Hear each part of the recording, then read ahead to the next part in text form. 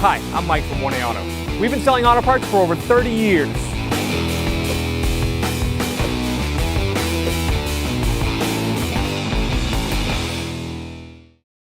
Hi everyone, Sue here at 1A Auto, and I'm going to show you how to remove the wiper blades on an 06 Honda Element. The first thing I like to do is bring the arm up to my level. It's spring loaded, still be careful, you don't want it to snap back down. And right inside here, you can see there's a tab right there. You're going to push in on that tab and then proceed to push the wiper arm down on the actual. Ooh. So that's going, see the hook? The hook goes right inside there.